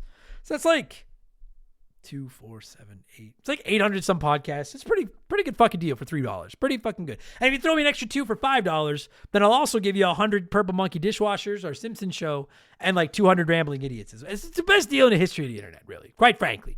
Leave us a good review. If you didn't hate the show, I read those sometimes when I'm crying in the shower and they make me feel good about myself. And I think that's it. Yeah, I think that's it. I am going to be away for holidays for the first few weeks of June, but have no fear. I've got podcasts for years. I am scrambling like a motherfucker right now to get all my extra podcasts done, including most of our Patreon ones, so y'all won't be missing any episodes. That is the plan. So next week, we will be back with Remember the Game 335, where I'll be taking another look back at Mike Tyson's Punch-Out on ye olde NES. Should be a hell of a time. June 4th, there won't be a new Remember the Game. That's first Wednesday of the month. I'll give you a freebie out of our Patreon archives. June 11th, my boy Tyler is back to talk about Gears of War 2, which I'm really looking forward to because I fucking love that game. And then on June 18th, my pal Dan from Dissect That Film and I are going to break down Mega Man X2 because, as you know, it's my lifelong dream to cover every Mega Man game on this podcast. Assuming nothing goes wrong, that's the plan for the next month. I leave in 8 days, so I have 8 days to get all those done, plus like a dozen other Patreon episodes, and I'm trying to finish Expedition 33 to review it. We'll see how that goes, but I'm going to thank some patrons and get out of here so I can get back to playing Expedition 33. Thank you all so much for listening. You're beauties, and I'll talk to you next week when we go to Mike Tyson's Punch-Out Part 2. Talk to you later. Cheers. Remember the Game is brought to you by our Patreons. I could not puke up all the content I turn out every week without all of your support. The following people are the senior executive vice president level or higher at patreon.com/rememberthegame, and as such, I am contractually obligated to say all their names very, very fast. So a huge thank you to, this is in newest Patreon to oldest Patreon order. That's what we're doing this week. A huge thank you to Remember the Game Hall of Famer Slick Motherfucking Rick, the okayest of muffins, Frank Preeves, Profound Spooky Dookie, Just James, Exotic Chaotic, Trooper Galactus, Devin Collins, Shane's World, Mike Hag, Botfucker, Fancy Store-Bought Dirt, Game Boy Gannon, Jeff Leopard, Horrorstulgia, a podcast, Akira's Network, Jinxie425, Legendberry, Thunder Leap, Stoogie Bowser MD, Captain Asbury Juice, Flater Flav, Lord Salazar, Travis Sanders, MacGyver88, The Grim Patron, Savage Boosh, Super Science, Safarioth, Dazer Wraith, Wreck-It Ralpy, Conebread, Greasy But Wholesome, Ryan Stemmerding, Captain Steve N, Super Jess, VOS Rager, Wilco, McCracken, Justin Blair, Diablo Spartan, Moncal, David Schroeder, Gannon's Magnum Dong. Gross. Generic name oh fuck, that's disgusting. It's fucking smell like corn chips or some shit. Generic name 2238, Darbles, Eric Hopewell, S, Spider Cat, Alex McIntyre, Scotty McGee, Toby OP, Nothing Could Possibly Go Wrong, Daddy Secret Little Chubby, Justin Tate, Ryan Whitcomb, Ida Yellow, Big Daddy Randall, Mr. Jabroni, Chaz Hammond, Put It in Age, Kevin Kellums, Cody Thompson, Liquor Like Luigi, Fill Up My Mouth with Farts, Cesar, Plow King, Matt Zeus, Bula, I Came Here for an Andy Time, Not a Good Time, Brian Richmond, Sabin, Robbie Air, Jay Callahan, Adam Blake still hasn't reviewed Mario Galaxy. Shoeboxers, Mark Sneed, E-Man Trucker, You Son of a Bitch, Why? Tell Me Why? The Supreme chose Orizu, Fallen Snow Kiku, Penguin Milk, B Money, Chris Hill isn't scared, that could be anyone's ass. Carbon Fiber Zombie, Benjamin Atkins, Faded Sufferance, Alex Ramos, Sour Goat Face, Max Sandin, Frosty Bear, Lucas Shaman, Roger Staubach's Pool Cleaner, Lord Longron Von Hugendom II, Marcus Mendoza, Infinity Rage, Because 19, Beers of War, Lord Palmerston, Leroy Jenkins, Nordak. Hang on, I gotta swallow my saliva here. Pee-wee Squitters, Can't Destroy Her, Kevin Monroe, Brian Donahue, The Big Deal, Adam Martinet, Nick Creature, Postman, Darth Skywalter, Zombie Exy, Just Car Prank, Scotty J, Please Refrain from Tasting the Knob, Itchy Nutsuru, Alex R, Ryan Perry, Ted Explosion, Works For Me, AB Killin, Monsteristy, Boner, Kia Pup, Brendan DeZeba, Adam Blank Needs to Play Bowser's Fury, T-Bear87, Tadpole, Big the Cat, Zamatos, Christopher Britt, Quiet Place Queen, Beef Dingleberry, My Left Nut, Timothy Sabrinsky, Graham Kennedy, Musty Beetle, Maverick Marty, Christian Gabriel, Whiff of Stupid Stooges, TTRPG, Timmy the Exuberant Turtle, Hits Meals, Isaiah, Squeaknuts, Sleeper Hit, Nerdy Hybrid, Donnie the Dude, Walter, Sam Carpenter, Drugs Bed, okay, Mr. Arkansas, John of the Adult Children Podcast, James Juan Francesco, Max Lagroom, I use small words to help Adam say it more good, General Fury, Cody Richardson, Oroku Saki's Gardener, Jimothy, High Plains Drifter, Hegel Waffle, Earl, Archangel Otaku, Storm Beagle, Scary Terry, Blaine the Hoagie Man, Wyatt the Surgeon Who's Not a Surgeon Row, a dude named Adam Decoy Man, Fuzzy 99, Gabe Bat Babanu, Stud Still Smash, Rush's Dog Walker, Leroy Westrich, Thomas Smith, Beaver Boy, Growly Wog, Laces Out Dan, Jake Carter, Joe the Sandman, Phil Lencher, Tyler, Juris Dr. Mario, Mizuru, Dude Where's My Game, Standard Ass Brian, Steve Dulk, DBXJ, Madam Nutsitch, It's That Nerd James, Elijah Burns, Sugar22, Triple Three, Captain Black Silver, Zach Shepard, Holmes, holy fuck, that's a long name. What in the fuck? What in the fuck? What the fuck is wrong with you? Jesus Christ. Tiffany, Heather, Cody, Dylan, Dermot, Jordan, Taylor, Brittany, Wesley, Rumor, Scout, Cassidy, Zoe, Chloe, Max, Hunter, Kendall, Caitlin, Noah, Sass. Nice, well done. Just a Fish, Randy Barrage, John Woodruff, Daniel, Jeff Bergeron, Zonko 504, Titan 420, Dean Donian, Squints, Johnny from Virginia, Wolf Magic 21, Doogie, Andy Hudson, Wolfgang Darren, Mercury 869, G9 PSX, Mike Maloney, Ryan Kinchin, Zane Donovan, Morgan A-Town, JSK Fusick, Aaron Lawson, Scott Brooks, No One Cares, Dave Thompson, Angry Ticks, Little Mike Fufu 89, Eldest Millennial, Jordan, Andrew Wright, Chris Fleury, Doug Dorn, Dano Dissect That Film, Jort King Keegs, J Nasty 15, Sharonic, and Makeshift Mellow Magic Money. Cha! Thank you so much for the support, everybody. Appreciate you. Talk to you on the next one. Stop, damn it.